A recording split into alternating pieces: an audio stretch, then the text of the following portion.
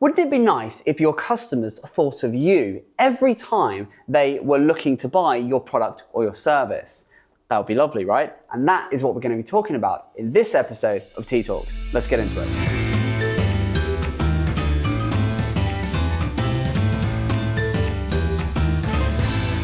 So Darren, here we are, another T.E.A Talks. How are you doing, my friend? You well? Yeah, good. But You're looking very smart. Oh, thank you. Yeah, so I've got a nice little shirt on here. Very nice, very nice. Sorry, you were saying, yes. I've got a problem. Go on.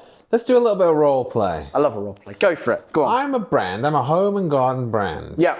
And I sell home and garden products. Look at this. Look, she's got his shirt on. Straight into business. Yeah. No, there was me on a little T.E.A Talks We've got no chitter time chatter. for that area. He's having none of it. He's having none of it. Straight down to business. Business time. I love it. Sorry, go on. I'm Go a home and garden brand. You are a home and garden brand. I sell home and garden products. Sure. But I want my customers to think about me every time they want to buy the thing that I sell. Yes. Yeah. How do I do it? How do you do it? Well, how do we do it? How do you do it? I've got a lovely little something I want to share with you, which is what we call the triple S strategy. Ooh. Oh, what's that? What's that? This is a little T.E.A Talks exclusive for you. Do go on. The triple S strategy is essentially a combination of search, social, store. Ooh. You're welcome. Search, social, store. I'll break each one of them down, and it's, again, really simple, but very effective. And it is a great way of keeping your brand top of mind. So you run a home and garden brand. Well, that answers the question that I just posed. Well, there you go. It's as if it was pre-planned. But the idea of this is really simple, right? This is very topical because we're in the process right now, as we record this, of onboarding several new clients, and all of them, this triple S approach, completely what they need, and it is a great way of keeping them top of mind. Perfect. And ultimately, will help them sell more products. Fantastic. So essentially, the way you can think about it, when it comes to search, so your Googles, your Bings, your stuff like that, your DuckDuckGo, for anyone, you ever heard of DuckDuckGo? Oh, yeah. Do you know Wow. DuckDuckGo? Yeah, I wonder if anyone's watching this has actually ever used DuckDuckGo. That's a rogue reference. I'm not making that up. That is a genuine search engine.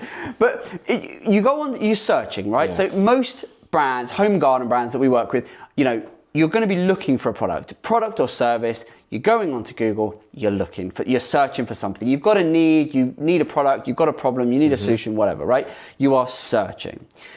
So that is great because there's intent there, right? So you're looking, you've raised your hand, I am interested, I'm looking for something, I've got a problem, I need a solution, I need a product. Yeah. So there's your search intent, right? So that's kind of the first piece of the puzzle. Yeah. Where the second S comes in, which is social, and this is just one simple strategy of how we deploy it and keep your brand top of mind.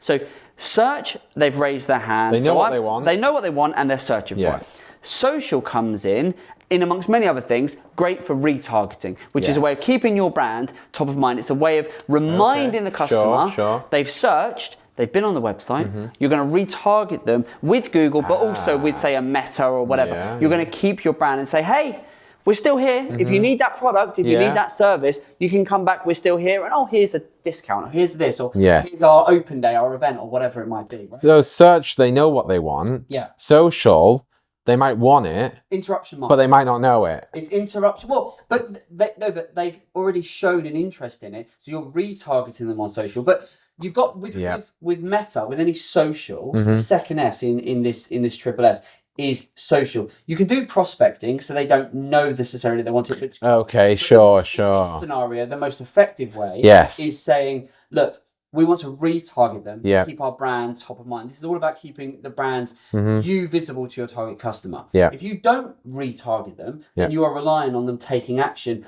when they've done that search. Sure. Right? And now if we think about most products, again, that we're marketing, there's a combination of they will do the search. We use social media to keep our brand and our products and our services top of mind. So, hey, we're still here. As you want us, we're still here. And then the third S, which is the store.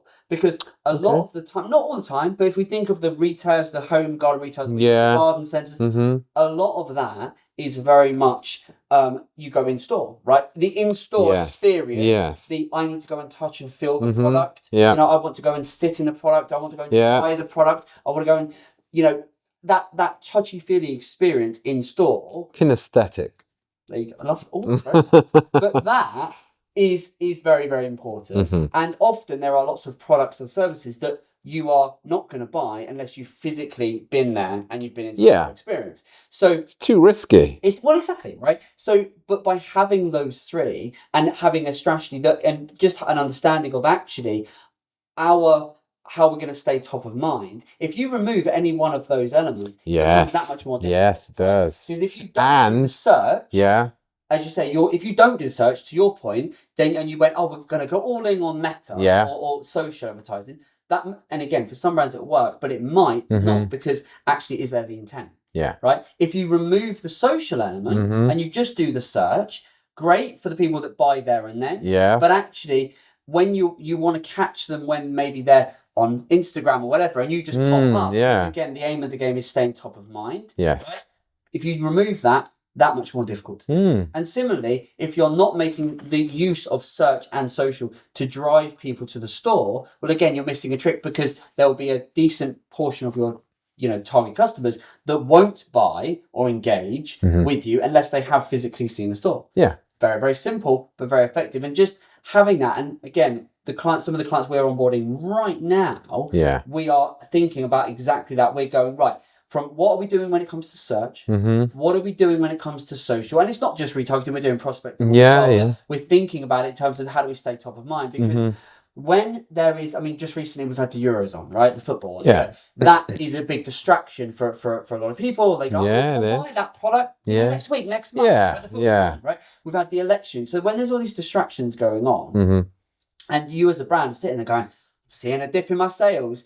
The key is, well, look, only so many people are going to be searching at any one time. Therefore, if we can just stay top of mind with our customers, that sale will come good. And also, again, with a couple of clients we're onboarding right now, we know, and we spoke to them, and I said, well, how long on average does it take one of a customer to buy from you? And one of them said, oh, well, someone could be considering it for weeks. Another one said, oh, it could be months. It could be years that they're considering. So with that in mind, that retention piece, how do you stay top of mind without annoying someone, but how do you stay top of mind? How do you just ensure that you can actually just, go, do you know what? We're still here. As if you need us, we're popping up, a combination of search, social and store is a beautiful way of doing it. Absolutely. And we've seen time and time again, brands that are all in on just one of these.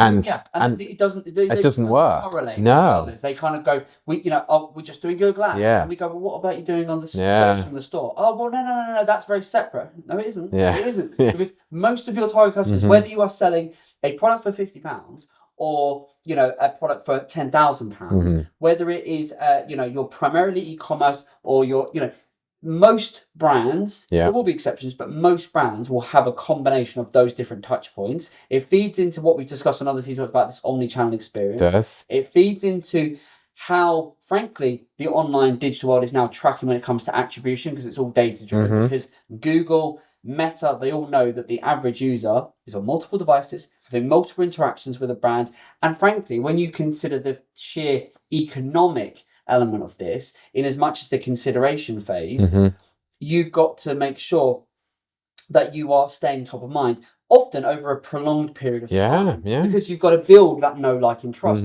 with your target customer, which again feeds into this whole approach of, I need to showcase not just the product or the service, but actually the added value in, this is who we are, this is the people behind the brand, this is how we can help you and educate you and entertain you and inspire you and all that good stuff.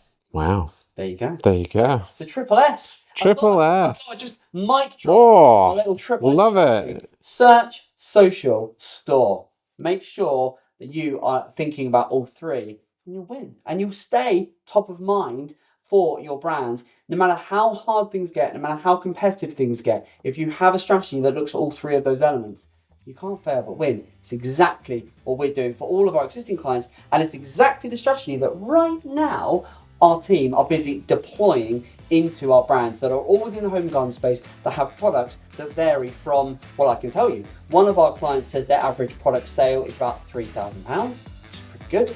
Another one, average sale is about £7,000. So again, pretty good. And another one, average sale is about less than £40. So a real mix there, from a few pounds up to thousands of pounds, but the same strategy is being deployed. What do we need to do when it comes to search? What do we need to do when it comes to social? And what do we need to do when it comes to the store to make sure that we're always top of mind with our target customer? Hope you enjoyed it. I think it's amazing. Yeah. Take care. Bye.